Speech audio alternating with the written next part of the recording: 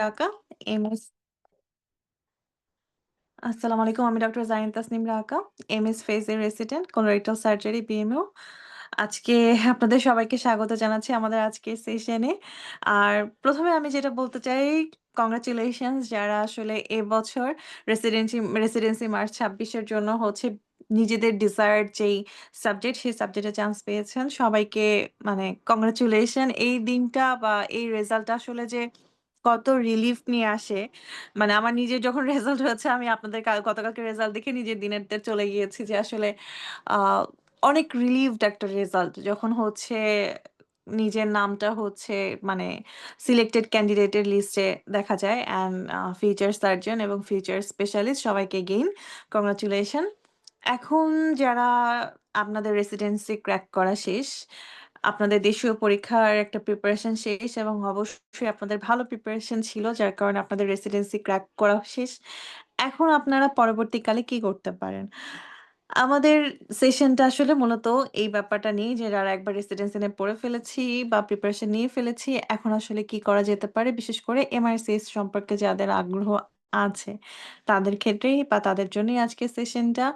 কারণ রেসিডেন্সিতে আপনি যখন ভর্তি হবেন, কোর্সে যাবেন সেটা হতে মার্চ। মার্চের আগ পর্যন্ত নভেম্বর থেকে মার্চ পর্যন্ত বেশ খানিকটা সময় হাতে থাকে রিল্যাক্স করার জন্য। প্লাস অনেকে এই সময়টাতে নিজেকে একটু প্রিপারেশনটা আগিয়ে নিতে চায়। যাতে এই সময়টাতে রিল্যাক্সের পাশাপাশি একটু প্রিপারেশন আগিয়ে নিয়ে রাখলে তাহলে ইন্টারন্যাশনাল সার্জন হিসাবে নিজেকে আরেকটু প্রস্তুত করা যাবে এবং আ নিজের যে একটা ইন্টারন্যাশনাল ডিগ্রি অ্যাচিভ করার ক্ষেত্রে নিজের একটা রোড ম্যাপ তৈরি করে নেওয়া, সেটা গোছায় ফেলা, এই সময়টাতে করে ফেলা যায়। মূলত তাদের জন্য সেই প্ল্যানটা যাদের মাথায় আছে যে নিজেকে ইন্টারন্যাশনাল সার্জন হিসেবে দেখবেন, তাদের জন্য আসলে আমাদের সেশনটা।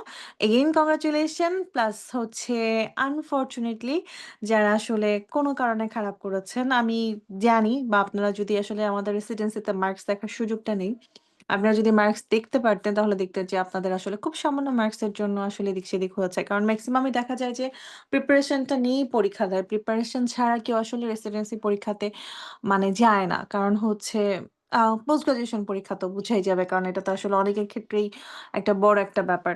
যেমন আমার ক্ষেত্রে ছিল আমাকে উপজেলা থেকে বের হতে হবে। এইজন্য একটা টেনশন ছিল। তো এরকম কোনো কারণে যদি না হয়ে থাকে আ মন খারাপ হবে। আমি বলব না মন খারাপ করবেন। এটা কখনোই পসিবল না। প্রচন্ড রকম মন খারাপ হবে, হতাশ লাগবে।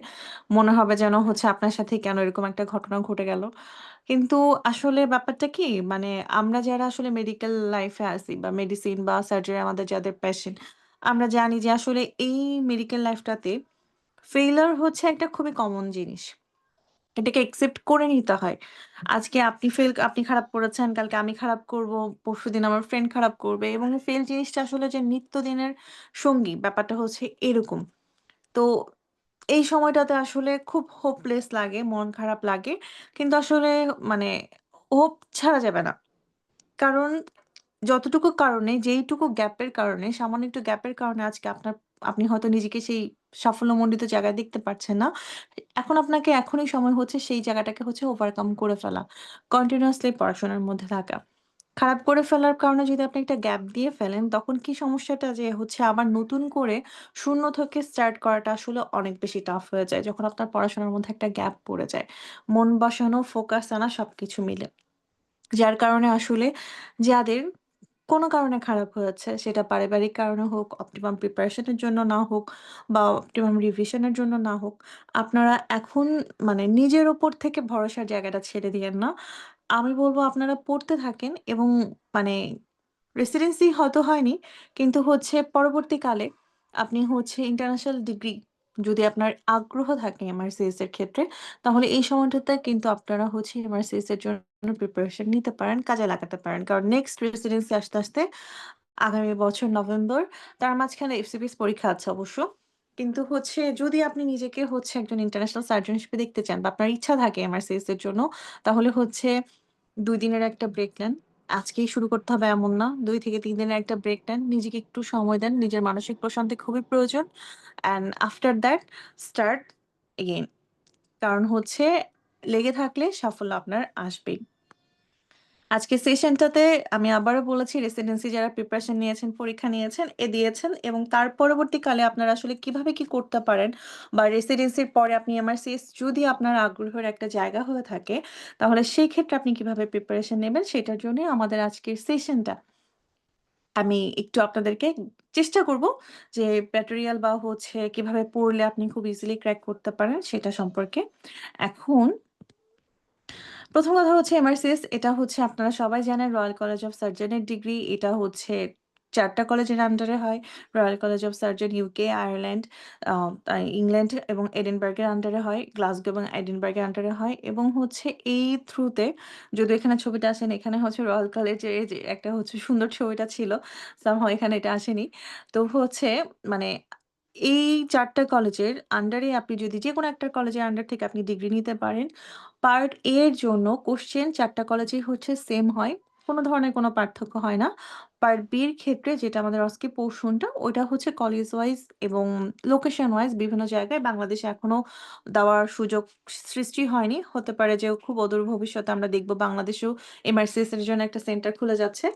তো তার আগ পর্যন্ত আমাদেরকে বিভিন্ন দেশে গিয়ে দিতে হয়। যেমন এশিয়ার মধ্যে ইন্ডিয়াতে গিয়ে দেওয়া যায়। শ্রীলঙ্কাতে গিয়ে দেওয়া যায়, মালয়েশিয়াতে গিয়ে দেওয়া যায়। অনেকে মিডল ইস্টার্ন কান্ট্রিতে গিয়েও দেয় এবং অনেকে আবার ডেট হচ্ছে আয়ারল্যান্ড বা হচ্ছে ইংল্যান্ডে গিয়েও পরীক্ষা দেয়। এশিয়ান কান্ট্রির মধ্যে আমাদের হচ্ছে আ মালয়েশিয়া, তারপরে হচ্ছে শ্রীলঙ্কা এবং ইন্ডিয়াতে গিয়ে পরীক্ষাটা দেওয়া যায়। পাকিস্তানেও গিয়ে দেওয়া যায়। অনেকে পাকিস্তানে গিয়েও পরীক্ষা দেয়। তো এই হচ্ছে মোটামুটি পরীক্ষা বা এই এমআরসিএস রিলেটেড। এখন ৪ টা আলাদা, আলাদা কলেজ আছে। আপনি যেকোনো একটা কলেজ থেকে ডিগ্রি নিলেই ৪ টা কলেজের হচ্ছে সমমান, মানটা হচ্ছে সমান। এমন না যে আপনি ইংল্যান্ড থেকে ডিগ্রি নিলেন মানে আপনার ওটার দাম বেশি। আপনি আয়ারল্যান্ড থেকে ডিগ্রি নিলেন সেটার দাম কম, ভ্যালু কম, ব্যাপারটা সেটা না। ৪ টা কলেজ থেকে আসলে আপনার ভ্যালুস একদম সিমিলার। আপনি যেকোনো একটা থেকে ডিগ্রি নিলেই আপনি হচ্ছে আল্টিমেটলি রয়্যাল কলেজ অফ সার্জনের মেম্বার হয়ে যাবেন এবং নিজে একজন ইন্টারন্যাশনাল সার্জন হয়ে যাবেন। আর হচ্ছে পেপার 1 যেটা পার্ট 1 যেটা আমরা পরীক্ষা যেটা দেই, সেটা আপনি চাইলে ইংল্যান্ড থেকে দিতে পারেন। পরবর্তীকালে আপনি মনে হলো পার্ট বি আপনি দিবেন এডিনবার্গ থেকে। আপনি সেটাও করতে পারেন। কোনো অসুবিধা নেই। আপনি পার্ট বি যেই সাবজেক্ট থেকে যেই আ কলেজের আন্ডার থেকে পরীক্ষা দিবেন, সেই কলেজের আন্ডারেই আপনার সার্টিফিকেটটা আসবে। এই হচ্ছে কথা। মানে মোট কথা পার্ট এ টা আপনি যেকোনো কলেজের আন্ডার থেকে দেন, পার্ট বি টা আপনি যে কলেজের আন্ডার থেকে পরীক্ষা দিবেন, সার্টিফিকেটটা আপনি সেই কলেজের আন্ডার থেকেই পাবেন। এখন আসি প্রিপারেশন নিয়ে আমি আপনাদেরকে একটু ধারণা দেওয়ার চেষ্টা করি যে আসলে আমাদের এমআরসিএস এ প্রিপারেশন হচ্ছে বা কোয়েশ্চেন গুলো আসলে কেমন হয় বা কিরকম মার্কস থাকে। আমাদের এমআরসিএস পার্ট এ এর জন্য হচ্ছে ২ টা পার্ট থাকে। একটা হচ্ছে part A, paper B paper A তে হচ্ছে টোটাল 180 মার্কস থাকে। যার জন্য আপনি সময় পাবেন ৩ ঘন্টা মানে 180 মিনিটস। মানে প্রতিটা কোয়েশ্চেনের জন্য আপনি সময় পাচ্ছেন ১ মিনিট করে। এখানে যে সমস্যাটা হয় যেহেতু ইংলিশ আমাদের সেকেন্ড ল্যাঙ্গুয়েজ, তো হচ্ছে এখানে মাঝে, মাঝে ওরা স্টেমটা অনেক বড় করে দেয়। তো এটা পড়ে পুরাটার হচ্ছে মিনিং বের করে অপশনগুলা দেখে অ্যান্সার করতে গেলে টাইম ম্যানেজমেন্ট একটা ইস্যু হয়ে যায়। তো টাইম ম্যানেজমেন্টের ব্যাপারে দেশি বা বিদেশি যেকোনো পরীক্ষা দেওয়ার ক্ষেত্রে আমাদের হচ্ছে খুব জোরালো একটা হচ্ছে নজর দিয়ে রাখতে হয় যাতে আমরা হচ্ছে খুব ভালো টাইম ম্যানেজমেন্টের মাধ্যমে অ্যান্সার গুলো করতে পারি। এখন একটু দেখি আসলে পেপার 1 এর মধ্যে কি, কি টপিক গুলো আছে। পেপার 1 আসলে আমাদের বেসিক সায়েন্স রিলেটেড। তার মানে কি আমাদের অ্যানাটমি, ফিজিওলজি, প্যাথোলজি, ফার্মাকোলজি এই ধরনের বেসিক সাবজেক্ট গুলো সেগুলো। এখন অ্যানাটমি থেকে আমাদের টোটাল 75 কোয়েশ্চেন আসে। তার মানেটা কি? আপনি পরীক্ষা দিচ্ছেন হচ্ছে 180 মার্কসের পেপার 1 এ তার মধ্যে থেকে 75 কোয়েশ্চেন আসতেছে আপনার অ্যানাটমি থেকে। মানে আপনি পাচ্ছেন টোটাল হচ্ছে 50% কোয়েশ্চেন আপনার হচ্ছে অ্যানাটমি থেকে আসবে। এখন তার মানে আপনি বুঝতে পারছেন যে হচ্ছে আপনার পেপার 1 এর ক্ষেত্রে সবচাইতে বেশি জোর দিতে হবে কোন জায়গাটাতে যেখানে আপনি জোর দিলে বা যেখান থেকে আপনি যদি সবচাইতে ভালো মার্কস স্কোর করতে পারেন তাহলে আপনার পাশের দরজাটা বা ভালো স্কোর করার দরজাটা খুলে যাবে সেটা হচ্ছে আপনাকে অ্যানাটমি। পেপার 1 এর মধ্যে আপনাকে অ্যানাটমির উপর খুব ভালো দখল আয়ত্ত করতে হবে। এখন কথা হচ্ছে আয়ত্তটা আপনি কিভাবে করবেন? আপনি অলরেডি রেসিডেন্সি পরীক্ষা দিয়ে আসছেন। তার মানে আপনার অ্যানাটমি প্রিপারেশন অলরেডি কিন্তু নেওয়া শেষ। একটু সেটাকে রিভাইজ করতে হবে, ঝালাই করে নিতে হবে এবং কিছু, কিছু জিনিস মানে অ্যানাটমির ক্ষেত্রে আসলে ডিফারেন্ট কোনো কিছুই নাই। ওদের হিউম্যান অ্যানাটমি, আমাদের হিউম্যান অ্যানাটমি, হিউম্যান তো সবই অ্যানাটমি সেম। তো হচ্ছে আপনি যা, যা পড়ে ফেলছেন আল্টিমেটলি এখান থেকে চেঞ্জ হওয়ার মতো কিছুই নেই। শুধু অ্যানাটমির ব্যাপারটা কি? এটা হচ্ছে বারবার চর্চার উপর থাকতে হয়। আপনাকে বারবার রিভিশন দিতে হবে, না হলে আপনি হচ্ছে ভুলে যাবেন। আপনাদের যাদের অলরেডি রেসিডেন্সি দিয়েছেন, অ্যাপিয়ার করেছেন, তাদের হচ্ছে অ্যানাটমি প্রিপারেশন মোটামুটি নেওয়া শেষ। মোটামুটি বলব না, আমি বলব অনেক ভালোভাবেই নেওয়া শেষ। এখন আপনাদের যেটা, আপনি যদি চান এমআরসিএস এর জন্য বুকিং করবেন, তাহলে হচ্ছে অ্যানাটমির জাস্ট হচ্ছে রিভিশন করতে হবে রেগুলার। এবং এই যে পোরশনগুলা রিভিশন করবেন, তার মধ্যে থেকে দেখেন অ্যাবডোমেন থেকে আসে ১৫ মার্কস, লিম্বস থেকে আসে হচ্ছে ১৫ মার্কস।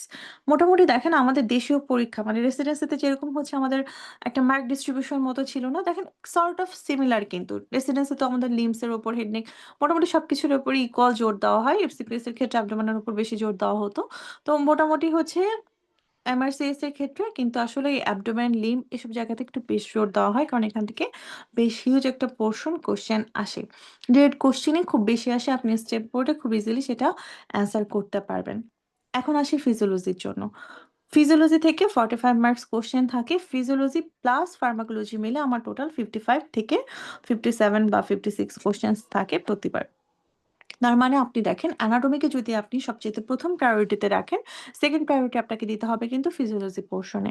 এখানে আমরা যে সকল অর্গান সিস্টেম সম্পর্কে আমাদের রেসিডেন্সি পরীক্ষাতে পড়ে এসেছি, সেই অর্গান সিস্টেম গুলো এখানে আছে।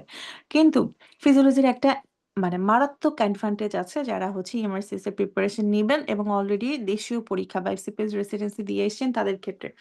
সেটা কি? যে আমাদের দেশীয় পরীক্ষাতে বা এফসিপিএস বা রেসিডেন্সিতে আমাদের স্যারদের আসলে খুব জটিল জিনিস অনেক পছন্দ এবং তারা অনেক মলিকুলার লেভেলে কোয়েশ্চেন করে। বাট ইএমআরসিএস যেহেতু তারা রয়্যাল কলেজ অফ সার্জনস এর পরীক্ষা নিচ্ছে, তারা সার্জনদের পরীক্ষা নিচ্ছে। এদের মেইন ফোকাস থাকে শুধুমাত্র সার্জিক্যাল ফিজিওলজি। তো সার্জারি রিলেটেড যতটুকু ফিজিওলজি, নট মলিকুলার, যতটুকু আপনাকে জানতে হবে basic must needed to manage a patient, সেটা শক, সেটা আপনার কার্ডিওভাস্কুলার সিস্টেম কিভাবে কাজ করছে, কিভাবে রেসপন্স করছে, আপনার হিউম্যান ফিজিওলজি বা বডি আপনার কিভাবে হোমিওস্ট্যাসিস মেইনটেইন করছে, ওই সিস্টেমগুলো, ওই অর্গান সিস্টেমগুলো, ওগুলোই শুধুমাত্র আপনাকে জানতে হয় এবং হচ্ছে সার্জারি রিলেটেড যে প্যাথোলজিগুলো, সেগুলোর হচ্ছে ফিজিওলজিক্যাল প্রসেসটা কেমন ছিল বা নরমাল ফিজিওলজি কেমন ছিল, সেগুলো সম্পর্কে জানতে হয়। এত ডিটেইলস বা মলিকুলার লেভেলে জানতে হয় না, যার কারণে যারা অলরেডি রেসিডেন্সি দিয়ে এসছেন, আমি বলব তাদের ফিজিওলজির প্রিপারেশনও শেষ এবং ভালোভাবেই শেষ হয়েছে। যদি আপনি ফিজিওলজি পোরশনটা একটু কনসেপ্ট ক্লিয়ার করে পড়ে থাকেন, তাহলে এই জায়গাটাতে আপনাকে আসলে আপনি এমআরসিএস পরীক্ষার সময় আটকাবেন না। কিন্তু পরীক্ষার সময় মাথা ঠান্ডা করে আপনাকে অ্যান্সার করতে হবে। এই। এরপরে আমাদের 3rd যে প্রায়োরিটি টপিকটা থাকে সেটা হচ্ছে আমাদের প্যাথোলজি। 37 কোয়েশ্চেন থাকে। এখন রেসিডেন্সির সাথে এখানে পার্থক্যটা কোথায়? রেসিডেন্সিতে আমাদের হচ্ছে জেনারেল যে ফিজিওলজি প্যাথোলজির পোরশনটা সেখানে আসলে অনেক আ এগেইন একটু মলিকুলার লেভেলে প্যাথোলজি আমাদের জানতে হয়। যেমন হচ্ছে মানে প্যাথোলজি এবং ইমিউনোলজির ক্ষেত্রে ফার্স্ট ইমিউনোলজির ক্ষেত্রে আপনাকে জানতে হচ্ছে ইমিউনোগ্লোবুলিন গুলোর স্ট্রাকচার সম্পর্কে, এফসি ফাংশন জাংশনটা কোনটা, তারপরে হচ্ছে এফএবি এই সমস্ত জিনিসপত্রগুলো আপনাকে জানতে হচ্ছে। কিন্তু আমাদের প্যাথোলজি পোরশনের জন্য শুধু আমাদের এমআরসিএস এর ক্ষেত্রে জানতে হবে সার্জিক্যাল ইমিউনোলজি বা সার্জিক্যাল মানে মোট কথা সার্জারি রিলেটেড যতটুকু প্যাথোলজি আপনি ফেস করবেন in your day to day লাইফে, শুধুমাত্র ততটুকু পড়লেই আপনার হচ্ছে হয়ে যাবে। এই ক্ষেত্রে কিছু ডিজিজ যেমন আমাদের কার্ডিওভাস্কুলার সিস্টেম, রেসপিরেটরি সিস্টেম বা ডাইজেস্টিভ সিস্টেম, এই সকল ক্ষেত্রে দেখা যায় যে ওদের দেশের কিছু ডিজিজ একটু বেশি, আমাদের দেশের কিছু ডিজিজ একটু মানে বেশি এদিক সেদিক থাকে। যার কারণে আমাদের প্যাথোলজি পোরশনটা যেটা আমরা দেশীয় পরীক্ষা থেকে দিয়েছি, তার থেকে একটু কিছু এক্সট্রা পড়তে হয়। আ খুব একটা বেশি কঠিন কিছু না। কিন্তু কিছু আমাদের এই সিস্টেমিক প্যাথোলজি সম্পর্কে একটু আলাদা পড়তে হয়। আমাদের যেমন হচ্ছে জেনারেল প্যাথোলজির উপর জোর দেওয়া হতো। কিন্তু হচ্ছে ওরা সাধারণত এই প্যাথোলজি পোরশনে সিস্টেমিক অর্গান সিস্টেম রিলেটেড প্যাথোলজির উপর একটু বেশি জোর দেয়। যার কারণে প্যাথোলজি পোরশনটা পড়তে হয়। এবং এই প্যাথোলজি পোরশনটা আসলে পেপার 1 এবং পেপার 2 ২ টা মিলে হচ্ছে ওভারল্যাপড হয়ে থাকে। বিশেষ করে যে অর্গান সিস্টেম রিলেটেড যে আমাদের ডিজিজ গুলো থাকে, সেগুলো দেখবেন সেম সিনারিও পেপার 1 এও আছে, পেপার 2 তেও আছে। জাস্ট হচ্ছে কোশ্চেনটা একটু ডিফারেন্ট। হয়তো পেপার 2 তে আপনাকে দিয়ে দিবে ডায়াগনোসিস এবং পেপার 1 এ আপনাকে বলে দিবে প্যাথোলজিক্যাল প্রসেস। Scenario same. এরকম। তো আপনি যদি হচ্ছে প্যাথোলজি প্রিপারেশন এখান থেকে একটু পড়েন, আপনার কিন্তু পেপার 2 এর জন্য বা আমাদের হচ্ছে ক্লিনিক্যাল যেই পোরশনটা সেটার জন্য আপনার প্রিপারেশন হয়ে যাবে এবং প্যাথোলজির জন্য আপনাকে একটু আলাদা পড়তে হবে। আদার্স এর মধ্যে আমাদের ফার্মাকোলজি থাকে। 8 কোয়েশ্চেন আমি একটু আগেও বলে আসছি যে আমাদের সাধারণত ফিজিওলজি প্লাস ফার্মাকোলজি মিলে টোটাল 55 টু 56 কোয়েশ্চেনস থাকে। কিছু মাইক্রোবায়োলজি থাকে। এগেইন সেটা microbiology related to surgical practice. একদম হচ্ছে খুব আগে যেমন আমরা হচ্ছে রেসিডেন্সি বেসিস পরীক্ষাতে দেখি গদ বাঁধা, যে হচ্ছে গ্রাম নেগেটিভ ব্যাকটেরিয়া কোনটা হচ্ছে সুপার অ্যান্টিজেন ক্রিয়েট করতেছে, কোনটা এন্টোটক্সিন ক্রিয়েট করতেছে, কোনটা টক্সিন কোনটা, এই ধরনের মানে ডিরেক্ট কোশ্চেন, বা কোনটা ক্যাপসুলেটেড ব্যাকটেরিয়া কোনটা নন ক্যাপসুলেটেড ব্যাকটেরিয়া, এরকম কোশ্চেন না, বরং আপনাকে সার্জিক্যাল প্যাথোলজি রিলেটেড আপনি এরকম একটা সিনারি দিয়ে বলবে যে এই মাইক্রো মানে ফার্স্টে যে আপনার হচ্ছে সেলুলাইটিস হয়েছে, সেলুলাইটিস হয় কোন মাইক্রো অর্গানিজম দিয়ে, এরকম কিছু কোশ্চেন থাকে যেটা হচ্ছে অলরেডি আপনারা পড়ে আসছেন, পড়া শেষ, এই মাইক্রোবায়োলজি প্রিপারেশন আপনাদের শেষ। 7 মার্কের প্রিপারেশন আপনারা অলরেডি জানেন এবং হচ্ছে অনেক ভালো জানেন, যতটুকু এমআরসিএস এ বা আমাদের এমআরসিএস পার্ট এ পরীক্ষার জন্য প্রয়োজন তার থেকে বেশি আপনাদের জানা হয়ে আছে। ইমেজিং এর ক্ষেত্রে আমাদের 5টা কোশ্চেন থাকে সাধারণত। এই ইমেজিং বলতে এখানে আপনাকে এক্স-রে বা হচ্ছে ইসিজি এই পোরশন গুলা দিয়ে দেয়। এক্স-রে এর ক্ষেত্রে বেশি দেয়। এক্স-রে আমাদের সময় এক্স-রে ছিল, ইসিজিও থাকে। ইমেজিং দেখে আপনাকে ইন্টারপ্রিট করতে হবে। আর ডাটা ইন্টারপ্রিটেশন এবং অডিটের মধ্যে আমাদের হচ্ছে কিছু আ আ অ্যাসিড বেস ব্যালেন্স এর কিছু ডাটা থাকে, সেটা আমাকে ইন্টারপ্রিট করতে হয়। আর হচ্ছে এন্ডোক্রাইনোলজি রিলেটেড কিছু ডাটা থাকে, সেটাকে ইন্টারপ্রিট করতে হয়। এই ওভারঅল হচ্ছে এটুকু হচ্ছে পেপার 1। পেপার 1 এর ক্ষেত্রে আমি যদি বলি, আপনারা যারা মানে রেসিডেন্সি দিয়ে ফেলেছেন তাদের মোটামুটি আ এখন অলরেডি 70 to 80% হচ্ছে প্রিপারেশন আসলে আপনাদের হয়ে গেছে। বিশেষ করে অ্যানাটমি, ফিজিওলজি দিয়ে আর প্যাথোলজির মেক্সিমাম পোরশন, ফার্মাকোলজি, মাইক্রোবায়োলজি আপনাদের মোটামুটি 70 to 80% প্রিপারেশন পেপার 1 এর ক্ষেত্রে আপনার পড়া হয়ে গেছে। বাদবাকি 30 to 20%, 20 to 30% এর জন্য আপনাকে এখানে পড়তে হবে। মানে মোটামুটি আপনার কিন্তু পড়া অনেকখানি চলে গেল। মানে মেজর পোরশন এর পড়া কিন্তু আপনার অলরেডি শেষ। এখন আসি পেপার 2। পেপার 2 হচ্ছে আমাদের ক্লিনিক্যাল পোরশন এবং এখানে থাকে হচ্ছে 120 মার্কস, যার জন্য আপনি সময় পাবেন 120 মিনিটস। ১২০ মিনিটসের মধ্যে আপনাকে পরীক্ষা দিতে হবে এবং এই ক্ষেত্রেও আপনি সময় পাবেন প্রতিটা কোয়েশ্চেনের জন্য ১ মিনিট। এখানে যে ব্যাপারটা হয়ে যায় যে এই পেপার 2 তে স্টেম গুলো কোয়েশ্চেন গুলো আসলে একটু বড় থাকে। যেহেতু এটা ডিজিজ রিলেটেড, এখানে হচ্ছে অনেক বড় কোয়েশ্চেন দিয়ে দেয়। যার কারণে পুরাটা পড়ে অ্যান্সার করতে গেলে আপনাকে খুব ঠান্ডা মাথায় অ্যান্সার করতে হবে বা খুব দ্রুত পড়তে হবে এবং পুরাটা পড়ে অ্যান্সার করার ক্যাপাবিলিটি ডেভেলপ করতে হবে। পেপার 2 এর ক্ষেত্রে দেখা যায় যে মেক্সিমাম ক্ষেত্রে মানুষজন শেষ করতে পারে না। তো পেপার 2 এর ক্ষেত্রে টাইম ম্যানেজমেন্টটা আসলে পেপার 1 এর থেকেও অনেক বেশি প্রয়োজন। এখন আমরা একটু খেয়াল করি এখানে আসলে কি কোয়েশ্চেন আমরা পাবো। দেখেন ১ম টপিক হচ্ছে কনজেনিটাল এবং অ্যাকোয়ার্ড সার্জিক্যাল কন্ডিশন।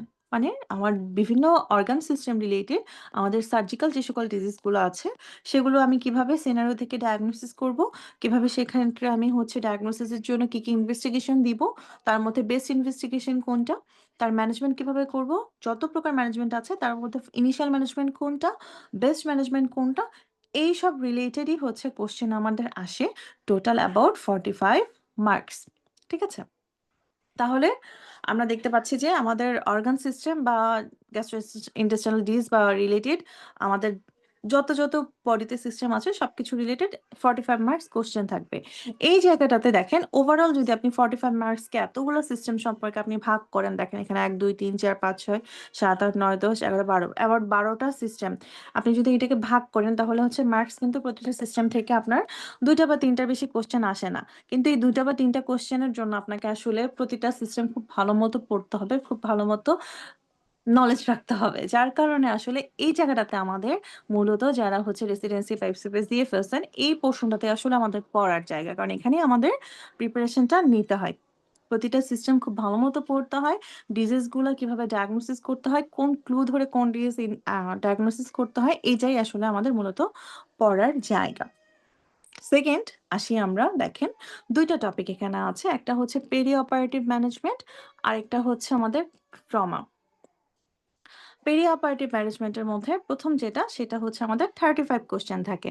একটু আগে আমি বলেছি যে আমাদের পেপার 2 তে টোটাল কোয়েশ্চেন আছে হচ্ছে 120 মার্কস।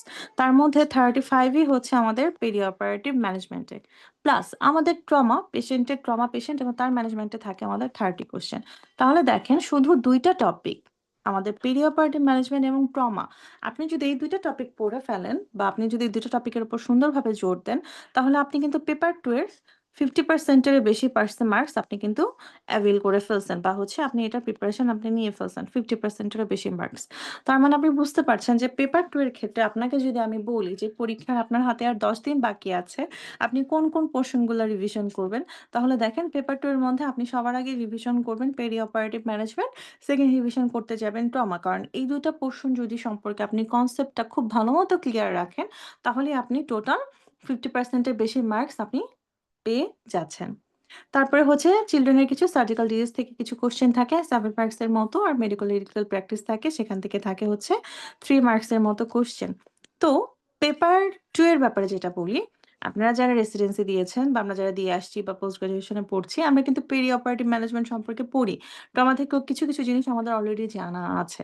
তো এই জায়গা থেকে আরেকটু ডিটেইলস পড়ে আরেকটু বেসিক ম্যানেজমেন্টটা একটু ভালো মতো জানলে মোটামুটি আমাদের পেপার 2 এর প্রিপারেশনটা হয়ে যায়। আমি বলব যে রেসিডেন্সির ক্ষেত্রে আপনারা পেপার 2 এর জন্য অ্যাবাউট হচ্ছে 20-30% বা যারা একটু বেলিয়ান লাভ পড়ে পরীক্ষা দিয়েছেন অলরেডি, তাদের একটু ভালো প্রিপারেশন ছিল। তাদের ক্ষেত্রে আমি বলব 30-40% হচ্ছে আপনাদের পড়া হয়ে গেছে পেপার 2। এখন হচ্ছে বাদবাকি জিনিসগুলো, বাদবাকি গ্যাপটুকু মানে কভার করার জন্য আপনাকে পেপার 2 এর উপর জোর দিতে হবে এবং পেপার 2 এর মধ্যেও সবচেয়ে বেশি জোর দিতে হবে আমাদের এই পেরি অপারেটিভ ম্যানেজমেন্ট এবং হচ্ছে ট্রমা সেগমেন্টের মধ্যে। এখন এতগুলা কথা বললাম কোনখান থেকে কোন টপিক পড়বেন বা কোন টপিকটা ইম্পোর্টেন্ট বললাম। এখন আসেন আপনি পড়বেন কোথা থেকে? সেটাতে আমরা একটু কথা বলি। ১ম কথা হচ্ছে সোর্স হচ্ছে আমি বলব ইএমআরসিস। এখন আপনারা বলবেন যে ইএমআরসিস এর ব্যাপারটা কেন বলতেছি, বিএমআরসিস এর কথাটা কেন বলতেছি? এখান থেকে কোয়েশ্চেন আসে না। ঠিক আছে? ইএমআরসিস থেকে আপনার কোয়েশ্চেন হুবহু আসবে না। ইএমআরসিস থেকে আপনার হুবহু কোয়েশ্চেন হয়তো খুব বেশি হলে ৪ টা বা ৫ টা ম্যাক্স, তার থেকে বেশি আপনার হুবহু কোয়েশ্চেন আসবে না। কিন্তু আপনি ইএমআরসিসটা যখন সলভ করবেন, তাতে আপনার কি ধারণা হবে? আপনার হচ্ছে এটা যখন আপনি সলভ করবেন, আপনার ১ম কথা হচ্ছে আপনার কনসেপ্টটা ক্লিয়ার হবে। যে আপনি যখন বুঝতে পারবেন যে ওরা আসলে একটা সিনারিও দিলে কিভাবে কি পয়েন্টগুলো ইন্ডিকেট করে এবং কি পয়েন্ট থেকে কিভাবে অ্যান্সার বের করতে হয়, সেই জিনিসটা সম্পর্কে আপনাকে খুব ভালো ধারণা দিবে। আপনি যদি হচ্ছে ইএমআরসিএসটা একটু বুঝে সলভ করেন। প্লাস প্রতিটা ইএমআরসিএস এর কোয়েশ্চেনের নিচে ওরা কিছু থিওরি সেগমেন্টটা দিয়ে দেয় এবং থিওরি সেগমেন্টটা আসলে আপনাকে পড়তে হবে যেটাকে আসলে বেসিক ধরে আপনি মোটামুটি পেপার 1 পেপার 2 আগাবেন। এখন আপনাদের ক্ষেত্রে যারা পরীক্ষা দিয়েছেন, তারা তো বললেন যে হচ্ছে আমি বললাম যে ইএমআরসিএস এর থিওরি পোরশন আছে। মানে অ্যানাটমি ফিজিওলজি ইএমআরসিএস এর থিওরি পোরশন আছে। আপনারা তো অলরেডি হচ্ছে মানে বিভিন্ন ধরনের এ মানে ম্যাথ শিট হোক বা মেইন বই হোক ওখান থেকে অলরেডি অ্যানাটমি ফিজিওলজি পড়ছেন। আবার ইএমআরসিএস থেকে পড়তে হবে কিনা? না, ইএমআরসিএস থেকে নতুন করে আবার হচ্ছে অ্যানাটমি ফিজিওলজি পড়া দরকার নেই। আপনারা যেখান থেকে মানে আপনাদের যেখান থেকে আপনি বেসিক এর প্রিপারেশন নিয়েছেন, আপনি সেখান থেকেই পড়েন। কিন্তু ইএমআরসিএস এর যে কোশ্চেনটা সেটা একটু সলভ করবেন। কয়বার সলভ করবেন? ১ বার বা ২ বার। ১ বার থেকে ২ বার, ২ বারের বেশি সলভ করার প্রয়োজন নাই। আপনি জাস্ট হচ্ছে সলভ করে নিজের কনসেপ্টটা কতটুকু ক্লিয়ার হলো সেটাই দেখবেন। তার বেশি সলভ করে মুখস্থ করে ফেলার কোনো প্রয়োজন নাই। কিন্তু করবেন, আপনার কনসেপ্টটা বাড়বে। সেকেন্ড যেটা পোরশন আছে আমাদের রিকল। আসলে রিকলটাই আসলে মেইন। এটাই আসলে আ ইনফিনিটি স্টার যে ব্যাপার-স্যাপার বলে না? এটা হচ্ছে আমাদের সেই ইনফিনিটি স্টার। ইনফিনিটির উপরেও যদি কোনো কিছু থাকে সেটা হচ্ছে রিকল। এমআরসিএস পরীক্ষার জন্য রিকলটা আসলে খুবই ইম্পোর্টেন্ট। রিকল জিনিসটা কি? সেটা হচ্ছে আমরা যারা পরীক্ষা দিয়ে বের হয়েছি, পরীক্ষার হল থেকে বের হওয়া মানুষজন, আমরা কোয়েশ্চেন গুলো মনে করে একটা কম্পাইল করে একটা মানে এই ডায়েটে এতগুলা কোয়েশ্চেন আসছে, এভাবে কোয়েশ্চেন আসছে সেটা একটা বের করি, দাঁড় করানোর চেষ্টা করি। সেটার উপর ভিত্তি করেই আসলে আমাদের রিকলটা তৈরি হয়েছে। রিকল আপনি কিভাবে সলভ করবেন? প্রতিটা রিকল আপনাকে সলভ করতে হবে, কোয়েশ্চেন পড়তে হবে, প্রতিটা অপশন পড়তে হবে। প্রতিটা অপশন কেন হলো না? এই অপশনের জন্য কি ধরনের সিনারিও আসতে পারে? সেটা আপনাকে চিন্তা ভাবনা করে আপনাকে অ্যান্সার করতে হবে। যেমন ধরেন হচ্ছে আপনার কাছে বলল একটা চাইল্ড উইথ ভমিটিং। তাহলে চাইল্ড উইথ ভমিটিং এর ক্ষেত্রে আপনার বাইল স্টেইন হলে কোন ধরনের কোনটা চিন্তা করবেন? তারপরে হচ্ছে নন বাইল স্টেইন হলে কোনটা চিন্তা করবেন? প্রজেক্টাইল হলে কোনটা চিন্তা করবেন? আপনার যদি হচ্ছে আ আ আর্লি প্রিটার্ম নিউবর্ন হয় আপনি কোন ডিজিজ চিন্তা করবেন? বা হচ্ছে ৬-৭ মাসের বাচ্চা হলে আপনি কি চিন্তা করবেন? এইভাবে আপনাকে প্রতিটা স্টেম কোন ক্ষেত্রে কিভাবে সিনারিও আসতে পারে সেটা বুঝে আপনাকে রিকল সলভ করতে হবে। আপনি ইএমআরসিএস ১ বার বা ২ বার সলভ করেন। এরপরে আপনি চলে যাবেন হচ্ছে রিকলে এবং প্রতিটা রিকল বুঝে সলভ করবেন। চেষ্টা করবেন নির্ভুলভাবে সলভ করার এবং রিকলটা হচ্ছে আপনার সবচাইতে সুবিধা হয় যদি আ আপনার কোনো পার্টনার থাকে। আপনি রিডিং পার্টনারের সাথে ডিসকাস করে নিলেন অথবা আমাদের অনেকেই থাকে যারা রিডিং পার্টনারের সাথে পুরো অভ্যস্ত না। তারা বিভিন্ন ধরনের রিকল গ্রুপ আছে। যেমন আমাদের জেনেসিসের একদম ডেডিকেটেড একটা হোয়াটসঅ্যাপ গ্রুপ আছে রিকলের, যেটা হচ্ছে ওপেন ফর অল। ওই গ্রুপে আপনারা হচ্ছে রিকল ডিসকাশন করতে পারবেন। ওই গ্রুপে আপনারা হচ্ছে আপনাদের কনফিউশন শেয়ার করতে পারবেন, নিজেরা হচ্ছে নিজেদের মধ্যে ডিসকাস করতে পারবেন, অ্যান্সার শেয়ার করতে পারবেন। এবং আমরা মেন্টররা তো ওখান থেকে রেগুলার হচ্ছে রেসপন্স করি। জেনেসিসের রিকল গ্রুপটা আসলে খুবই হেল্পফুল। আমি বলবো যারা প্রিপারেশন নিচ্ছেন ওখানে জয়েন করে ফেলেন। নট নেসেসারি যে you have to be with Genesis, but আপনাকে আসলে জয়েন করলে আপনি লাভবান হবেন এবং জয়েন করবেন ওখানে। এরপরে হচ্ছে আমাদের ফজিয়া শীট। ফজিয়া শীটটা আসলে এটা খুব সম্ভব 2016 সালের দিকে আমাদের মিশরে হচ্ছে আমাদের এমআরসিএস মানে ফার্স্ট পেপার ওয়ানের বা পার্টি এর যে পরীক্ষাটার কোশ্চেনটা ফাঁস হয়ে গিয়েছিল। এটা হুবহু সেই ফাঁস হওয়া কোশ্চেনটাই। তো এই শীটটা আসলে খুবই ইম্পর্টেন্ট, কারণ দেখা গেছে যে প্রতিবারই পরীক্ষাতে ফজিয়া শীট থেকে প্রায় 6টা থেকে 8টা কোশ্চেন হুবহু কমন দেয়, অথবা দেখা যায় যে হচ্ছে ফজিয়া শীটের টপিক গুলো থেকে 30 থেকে 40টা কোশ্চেন চলে আসে। যার কারণে ফজিয়া শীটটা আসলে আপনাদের মানে পড়তে হবে, মানে মোট কথা হচ্ছে ভালো মতো পড়তে হবে, বুঝে পড়তে হবে। এই যে রিকলের কথা বললাম, ফজিয়া শীটের কথা বললাম, ইএমআরসিস তো আপনারা সাবস্ক্রিপশন নিতেই পারবেন অনলাইনে। এছাড়া কিছু আমাদের বেসিক বুকস আছে, যেমন আমাদের রাফটেরি আছে বেসিক সায়েন্সের জন্য, বেলিয়ান লাভ আছে। তো আপনারা হচ্ছে এই জিনিসপত্রগুলো ওখান থেকে দেখে নিতে পারেন। অথবা চাইলে যদি আপনি বলেন যে হচ্ছে বেসিক বুকস টুকস এত ঘাটবেন না, তাহলে হচ্ছে জেনেসিসের যে শীটটা আছে সেটা নিয়ে নিতে পারেন। সেখানে ইএমআরসিস এর থিওরি পোর্শনটা পাবেন। এছাড়া হচ্ছে মোটামুটি আপনার পেপার 1 এর জন্য কোনখান থেকে যে সকল জায়গা থেকে হচ্ছে আপনার অ্যান্সার প্রয়োজন বা থিওরি পোর্শন যতটুকু প্রয়োজন সবকিছু হচ্ছে সেটার মধ্যে পাবেন। এছাড়া কিছু নিজ গাইডলাইন আছে। গাইডলাইন থেকে কিছু কোশ্চেন হয়, যেমন pain management related, head injury related. সেই গাইডলাইন থেকে কিছু কিছু যে আপনার ধারণা রাখতে হবে, ওই গাইডলাইন থেকে কোশ্চেন আসে। আর হচ্ছে পাস টেস্ট। পাস টেস্টের ব্যাপারটা যেটা সেটা হচ্ছে মানে ইএমআরসিএস এর মতনই এটাও একটা কোশ্চেন ব্যাংক। এখন এটা হচ্ছে এমআরসিএস থেকে একটু বড় কোশ্চেন ব্যাংক, এবং এটা ম্যান্ডেটরি কোনো কিছু না যে আপনি পাস টেস্ট না পড়লে পাস করবেন না। আপনি যত কোশ্চেন সলভ করবেন, তত আপনার সলভ করার ক্যাপাবিলিটি বাড়বে। আপনি কত দ্রুত সলভ করতে পারতেছেন সেটা বুঝবেন, এবং আপনার সিনারিও গুলো মানে কত ভাবে সিনারিওতে কোশ্চেন আসতে পারে সেটা আপনি বুঝবেন। এটা আসলে আপনার দক্ষতা বাড়ানোর জন্য। এখন যদি আপনার কাছে মনে হয় আমি পাঁচটা সলভ করতে পারি নাই বলে আমি পরীক্ষায় ফেল করব না, ব্যাপারটা কিন্তু সেটা না। আপনি যদি হচ্ছে পাঁচ টেস্ট সলভ করতে পারেন ভালো, কিন্তু পাঁচ টেস্টের পিছনে সময় দিতে গিয়ে আপনি যদি রিকল সলভের পিছনে সময় কম দেন, সেটা আপনার বোকামি হবে। আপনাকে টপ প্রায়োরিটি দিতে হবে থিওরি পোর্শনটা পড়ে আগে রিকল সলভ করা। রিকল আপনি ভালো মতো সলভ করে ফেলে যদি আপনি দেখেন আপনার রিকল গুলো খুব ভালো মতো আপনার পড়া হয়ে গেছে, আপনার রিকল গুলো একদম মানে খুব ভালো মতো আপনি খুব জোস পড়ে ফেলছেন, তখন আপনার হাতে সময় আছে, তখন আপনি হচ্ছে ফার্স্ট টেস্টটা সলভ করেন।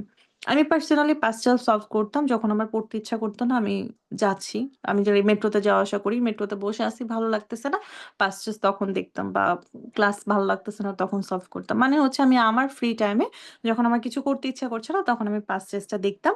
আমি পুরোটা সলভও করি নাই, যে সকল টপিক আমার একটু পছন্দ হয়েছিল সেগুলো করেছি, যেমন ওই যে বলেছিলাম আপনাদেরকে পেরি অপারেটিভ কেয়ার পোর্শনটা, ট্রমা, এ সকল জায়গাগুলোতে আমি একটু দেখার চেষ্টা করেছি যে হচ্ছে যদি লাগে আর কি এরকম টাইপের ব্যাপার স্যাপার। এই ম্যান্ডেটরি কোনো কিছু না, এভাবেই আপনি পড়লে মোটামুটি ভালো একটা মার্কস আপনি ক্যারি করতে পারবেন এমআরসিএস পার্ট এ এর জন্য। এখন আপনারা যারা রেসিডেন্সি পাস করেছেন বা রেসিডেন্সি পরীক্ষা দিয়েছেন, তাদের পরে হচ্ছে জেনেসিসের পক্ষ থেকে একটা সুন্দর একটা অফার আছে, যে হচ্ছে পোস্ট রেসিডেন্সি অফার আমাদের জেনেসিস আউটলিয়ার এর পক্ষ থেকে। যারা আমাদের সাথে জেনেসিসের হচ্ছে পূর্ববর্তী সদস্য ছিলেন, তারা সবাই 20% ডিসকাউন্ট পাবেন, এবং নতুন যারা আছেন ডক্টর আমাদের সাথে নতুন করে জয়েন করতে চাচ্ছেন, তারা 10% ডিসকাউন্ট পাবেন আমাদের 14 থেকে 21 নভেম্বর পর্যন্ত। এবং এটা হচ্ছে আউটলিয়ারে যত ধরনের আমাদের কোর্সেস আছে, এমআরসিপি, এমআরসিএস, এমআরসিওজি, এমআরসিপিসিএইচ, সবকিছুর ক্ষেত্রে আসলে এই জিনিসটা প্রযোজ্য। এখন আমাদের কি কি ব্যাচ আসতেছে বা আছে সেগুলো সম্পর্কে আমি একটু আপনাদেরকে বলি। যে আমাদের এমআরসিএস পার্টির জন্য regular batch, long batch already চালু আছে। পার্টি এপ্রিল ডায়েটের জন্য অনগোয়িং আছে।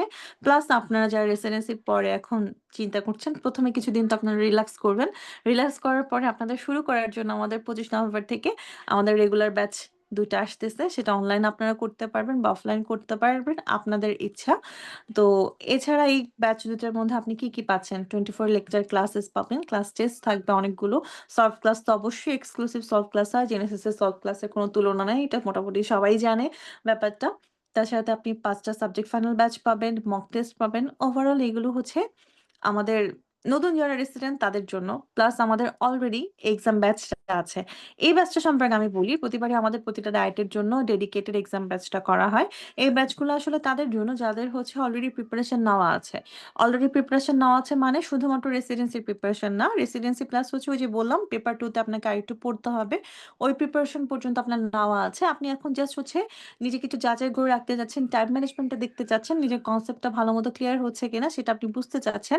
এক্সাম ব্যাচটা আসলে তাদের জন্য খুবই ভালো একটা option for your own practice আর হচ্ছে নিজের টাইম ম্যানেজমেন্ট এসব বোঝার জন্য। প্লাস আমাদের রেগুলার ব্যাচ তো অফলাইন রেগুলার ব্যাচ তো আমাদের অলরেডি প্রতিবারই আছে এবং চলতেই থাকে সব সময়। এবং যে কোনো ব্যাচ আপনাদের পছন্দ মতো সময় আপনি হচ্ছে সপ্তাহে 1 দিন বা সপ্তাহে 2 দিন হিসাবে আপনারা এই সকল ব্যাচগুলোতে অনলাইন বা অফলাইনে ভর্তি হতে পারেন। তবে আমি পার্সোনালি বলবো হচ্ছে অফলাইনে যদি আপনি ক্লাস করেন বা লাইভ ক্লাসগুলো করেন সেটাতে আসলে হচ্ছে উপকারটা একটু বেশি হয়। মানে এটা আমার নিজের দেখা আর কি। আপনি সামনে বসে থেকে যখন বুঝবেন আপনার মনোযোগটা ওখানে থাকবে। অনলাইনে ক্লাস করতে গেলে এদিক ওদিক আমরা অনেক ডিস্ট্রাক্টেড হয়ে যায়, যার কারণে আসলে অফলাইন ক্লাসটা খুবই ভালো। এই আরেকটা ব্যাচ থাকে যেটা হচ্ছে ফজিয়া বা হচ্ছে রিকল ব্যাচ। এই ব্যাচটা জিনিসটা কি যে হচ্ছে আমি একটু আগে বললাম যে রিকলের থেকে ইম্পর্টেন্ট পোর্শন আসলে এমআরসিএস পার্ট এ বা এমআরসিএস পার্ট বি এর জন্য কোনো কিছুই না। তো রিকলটা হচ্ছে আপনি যদি ডিটেলস পড়তে চান, মানে ডিটেলস বলতে আপনি যেই টপিকের রিকলটা আপনার কোশ্চেনটা আসছে সেই টপিক সম্পর্কে কিভাবে কোশ্চেন আসে সেটা সম্পর্কে ডিটেলড এক্সপ্লেনেশন সহ আপনি যদি কোনো ব্যাচ চান সেটা হচ্ছে আসলে আমাদের এই রিকল এবং ফজিয়া ব্যাচ। এগেইন এই ব্যাচটা কারদের জন্য যাদের থিওরি পোর্শন পড়া হয়ে গিয়েছে।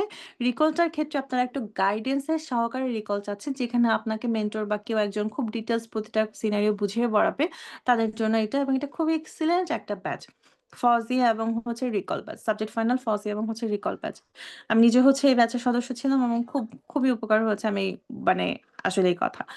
আর আমাদের এমআরসিএস পার্ট বির জন্য এখন অনলাইন অফলাইন অস্কি রেগুলার ব্যাচ শুরু হচ্ছে, যেটা আমাদের আপনি 30 লাইভ ক্লাসেস পাবেন, 15টা মক টেস্ট পাবেন, সাথে করে হচ্ছে 3 দিনের হচ্ছে হ্যান্ডস অন স্কিল যেই কোর্স সেটা পাবেন। সেম আমাদের এমএসএস পার্ট বির জন্য আজকে একটা মক সেশন আমাদের এখানে হয়। এবং জেনেসিস সম্পর্কে আপনারা সবাই জানেন যে এটা খুবই সুন্দর এবং অ্যাক্টিভ একটা পোর্শন।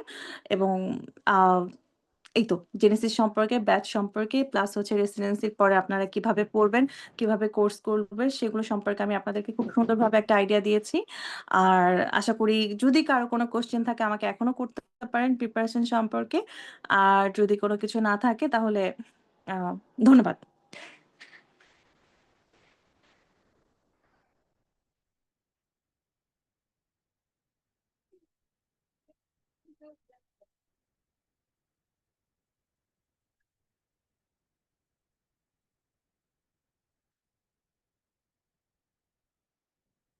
আর আশা আচ্ছা, এখন আমাদের সাথে আমি দেখতে পাচ্ছি জয়েন করেছেন আমাদের সবচাইতে পছন্দের আপু। আমাদের জনি জেনেসিসের হচ্ছে অত্যন্ত জনপ্রিয় মেন্টর আপু। আপুর কাছে ক্লাস করে আসলে আমার নিজেরও হচ্ছে এমআরসিএস পার্টে ক্লিয়ার হয়েছে। আমাদের প্রিয় ডক্টর নাহিদা আক্তার দীপা আপু। আপু এমবিবিএস এমআরসিএস পার্টে ইউকে এবং আপু বর্তমানে ফেসবি রেসিডেন্ট হিসেবে আছেন ঢাকা মেডিকেল কলেজে ব্রান এবং প্লাস্টিক সার্জারি ডিপার্টমেন্টে। আমি আপুকে একটু রিকোয়েস্ট করছি আমাদের যারা সদ্য পাশ করা রেসিডেন্ট অথবা সদ্য পরীক্ষা দিয়েছেন যারা, তাদের হচ্ছে একটু কাছে একটু আমাদের এমআরসি সম্পর্কে কিছু বলার জন্য। আপুকে অনেক অনেক ধন্যবাদ। রাকাপু আসলে এত সুন্দর করে বলেছে, আমিও কখনো এত সুন্দর করে এক্সপ্লেইন করেছি কিনা। আমি অনেক প্রোগ্রাম করেছি পার্ট এর, এই যে সিলেবাস ডিস্ট্রিবিউশন নিয়ে অনেক অনেক অনেক প্রোগ্রাম করেছি, বাট আমার মনে হয় না আমি কখনো এত সুন্দর করে কখনো এক্সপ্লেইন করতে পেরেছি। তো আপু খুব সুন্দর করেই আপনাদের বলেছে যে হচ্ছে এমআরসিএস এর পুরো সিলেবাসটা সম্পর্কে, যে একদম এমআরসিএস এর সিলেবাসের টোটাল ব্রেকডাউন এবং আপনি কি পড়বেন না পড়বেন সবকিছুই আপু খুব সুন্দর করে বলেছে। তো আশা করি যে আপনাদের জন্য এটা যথেষ্ট পরিমাণ হেল্পফুল হবে। যারা দেখেননি দেখে নেবেন। আর যারা দেখেছেন তাদের জন্য আমি বলবো যে মানে এত সুন্দর করে যে আমার শেষে টোটাল যে সিলেবাসটা সেটাকে যে ব্রেকডাউন, নর্মালি এটা মানে কোয়াইট কি বলবো, এত সুন্দর করে কেউ করে না, আমিও করতে পারি নাই। তো আপু অনেক ট্যালেন্টেড। আমাদের মেন্টরদের মধ্যে মেন্টর প্যানেলে আপু যেমন সিরিয়াস তেমন হচ্ছে ট্যালেন্টেড। আমি আশা করি আপনারা যারা আমাদের সামনের কোর্স গুলাতে জয়েন করবেন আমাদের কাছ থেকে তো হেল্প পাবেনই, এবং রাকাপুর কাছ থেকে অনেক বেশি হেল্প আপনারা পাবেন। এবং আমাদের যে রিকল গ্রুপটাতেও আপুর অনেক কন্ট্রিবিউশন। রিকল গ্রুপটা আমাদের সম্পূর্ণ ফ্রি, আপনারা সেখানে জয়েন করতে পারেন। আর আপু খুব সুন্দর করে এক্সপ্লেন করেছে। তো আমাদের কিন্তু জেনেসিসে যদি আপনি যদি বলেন এমআরসিএস যেটা, সে এমআরসিএস এ শুধু পার্ট এ না পার্ট বি বলেন, এবং পার্ট বি পরবর্তীতে আপনি যখন ইউকে তে জবের জন্য অ্যাপ্লাই করবেন সেই সাপোর্টটুকু পর্যন্ত আমাদের জেনেসিসে আছে। ঠিক আছে, জেনেসিসে আমাদের যেসব মেন্টররা আমাদের আমরা যখন ছিলাম, আমরা যখন এমআরসিএস এর ক্লাস করতেছিলাম জেনেসিসে, সেই সময় আমাদের যে মেন্টররা ছিলেন ম্যাক্সিমাম মেন্টরই কিন্তু এখন ইউকে তে এই মুহূর্তে জব করছেন বা ট্রেনিং এ আছেন, বিভিন্ন ট্রেনিং পোস্টে আছেন। ওনারা এখন এই মুহূর্তে আপনাদের জন্য সেই সাপোর্টের ব্যবস্থাটুকু করেছে। আপনি কিভাবে একটা ইন্টারভিউর জন্য অ্যাপ্লাই করবেন, আপনার পোর্টফোলিওটা কেমন হবে, আপনি কিভাবে স্ট্রাকচার ওয়েতে কিভাবে ইন্টারভিউ ফেস করবেন। হ্যাঁ, এই জিনিসগুলোতে, কারণ এখন কিন্তু প্রচলিত আছে যে হচ্ছে সবাই বলে যে ইউকেতে এখন ব্যাপারটা ওইরকমই হয়ে গেছে, ইউকেতে জব পাওয়াটা কোয়াইট টাফ। বাট আপনি আপনার পোর্টফোলিওটা কিভাবে, সবার মধ্য থেকে আপনি আপনার পোর্টফোলিওটা কিভাবে এনরিচ করবেন, আপনি আপনার সিভিটা কিভাবে এনরিচ করবেন, আপনি আপনি কিভাবে ইন্টারভিউ গুলা স্ট্রাকচার ওয়েতে আপনি কিভাবে করবেন, সেই ব্যাপারেও কিন্তু যথেষ্ট পরিমাণ সাপোর্ট জেনেসিস এর মেন্টরদের কাছ থেকে আছে। ঠিক আছে, জেনেসিস এর মেন্টরদের কাছে আছে। আর আমরা যারা রেসিডেন্সিতে চান্স পেয়েছেন সবাইকে কংগ্রেচুলেশনস। যারা চান্স পাননি তাদের জন্য বলবো যে মানে এটা শেষ না, ঠিক আছে, শেষের শুরু। ঠিক আছে, নেক্সট রেসিডেন্সিতে আপনার হয়ে যাবে বাই দিস টাইম। আপনি যদি চান যে আপনি এমআরসিএস আপনার কনসেপ্ট আপনি আরেকটু ক্লিয়ার করতে চান বা এমআরসিএস করতে চান, এর মধ্যে হচ্ছে আপনি সেটা করতে পারেন, কারণ রেসিডেন্সির জন্য আরো 1 বছর সময় আছে। এর মধ্যে যদি আপনি চান যে আপনি সময় কাজে লাগাতে চান, আপনার বেসিক রেসিডুয়াল যেটা আছে সেটার সাথে আপনি একটু ক্লিনিক্যাল কোরিলেট করে এমআরসিএস টাকে গ্রেপ করতে পারেন। এবং এমআরসিএস পার্টের ক্ষেত্রে আমাদের জেনেসিসে বিশাল বড় টিম কাজ করছে।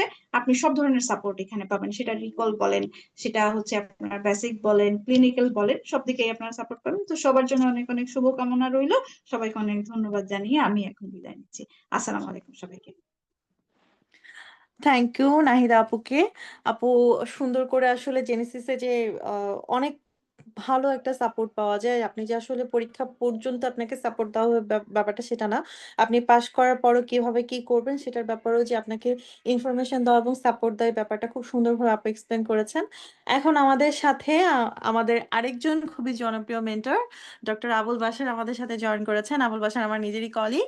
সে হচ্ছে এমবিবিএস, বর্তমানে হচ্ছে বিসিএস ক্যাডার, এফসিপিএস পার্টন, এবং বর্তমানে কোলোরেক্টাল সার্জারি রেসিডেন্ট হিসেবে আছে। আমি বাসারকে একটু রিকোয়েস্ট করব আমাদের যারা নিউ রেসিডেন্ট আমাদের ডক্টর যারা আছেন তাদের সাথে আমাদের এমআরসি সম্পর্কে কিছু বলার জন্য। বাসা। আসসালামু আলাইকুম।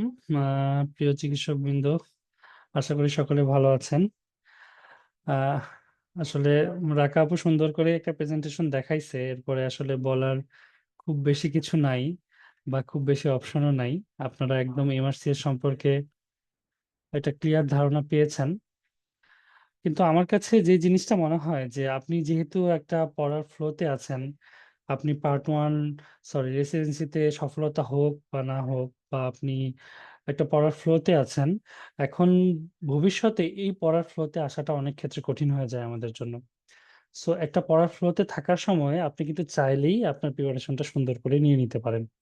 এমআরসিএস একটা রেগুলার পড়ার মতো জিনিস, যে আপনি হুট করে পড়লেন, সবকিছু পড়ার পরে সেগুলোকে পরীক্ষার হলে যায় উগলে দিলেন, বিষয়টা কিন্তু এরকম না। এটা একটা পুরোটাই একটা কনসেপচুয়াল পরীক্ষা।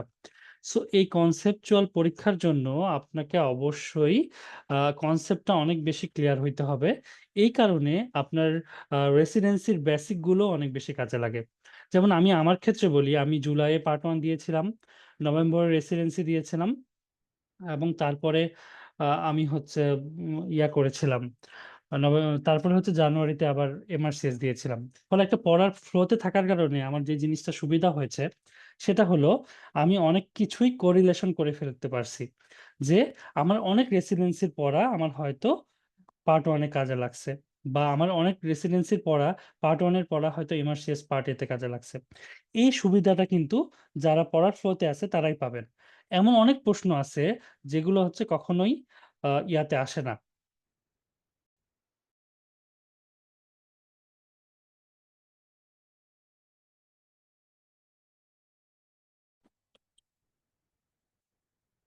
আচ্ছা, যে কথাটা বলছিলাম, এমন অনেক প্রশ্ন আসে যেগুলো ইয়াতে মানে হয়তো রিকলে আগে কখনোই আসে নাই, কিন্তু এমআরসিএস এ যা দেখবেন সেই প্রশ্নটা আপনার আসছে।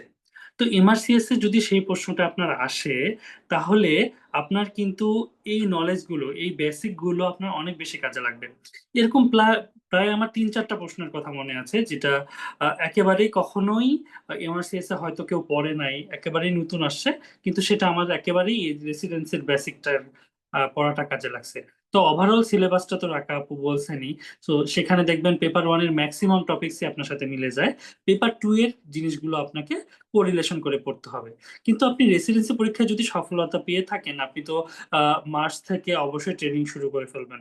তো এর মাঝে যদি আপনি প্রিপারেশনটা কমপ্লিট করে ফেলেন, আপনি যান প্রত্যেকটা ডিপার্টমেন্টে দেখবেন এখন ম্যাক্সিমাম ডক্টর যারা একটু নিজেকে কোয়ালিফাই করতে চায়, নিজেকে একটু বড় জায়গায় দেখতে চায়, নিজের জ্ঞানটাকেও এনরিচ করতে চায়, সার্জারির পাশাপাশি হাতের দক্ষতার পাশাপাশি নিজের যোগ্যতাকে সর্বোচ্চ লেভেলে নিয়ে যাইতে চায়, তারা সবাই কিন্তু এমআরসিএস করে। এবং স্যাররাও আপনাকে বলবে এই রেসিডেন্সি টাইমে তো তুমি পার্ট 1 করতে পারছো না, তাহলে তুমি এমআরসিএস টা করে ফেলো এই ফাঁকে। অনেক স্যার আমাদেরকে এটা কিন্তু রেসিডেন্সি কোর্সের ক্ষেত্রে পরামর্শ দেন। সো আলটিমেটলি তখন কি হয়, পরবর্তীতে আমাদের কিন্তু তখন আমরা ভুলে যাই পড়াগুলো। এই একই অ্যানাটমি পড়া পরবর্তীতে আর মনে পড়ছে না, একই ফিজিওলজির পড়া পরবর্তীতে আর মনে পড়ছে না, একই মাইক্রোবায়োলজির পড়া পরবর্তীতে পড়তে আবার কষ্ট হয়ে যাচ্ছে। আপনাকে একটা হ্যাসেলের মধ্যে দিয়ে যেতে হয়। আবার রেসিডেন্সি কোর্সে তো আমাদের ব্লক ফাইনাল আছে, আমাদের পরবর্তীতে ফেজের পড়ার প্রতি একটা টেনশন থাকে। তো আবার আলটিমেটলি এমআরসিএস পার্ট বি এরও বিষয় আছে। সো আমার পরামর্শ হচ্ছে, আপনি রেসিডেন্সি জয়েনের আগে একটা পড়ার ফ্লোতে আছেন, আপনি ডেইলি যদি ৪-৫ ঘন্টা একটা সময় বের করতে পারেন, পাশাপাশি যে কোনো কাজেও আপনি যুক্ত থাকতে পারেন, সেই ক্ষেত্রে কিন্তু আপনার একটা খুবই সহজ একটা প্রিপারেশন হয়।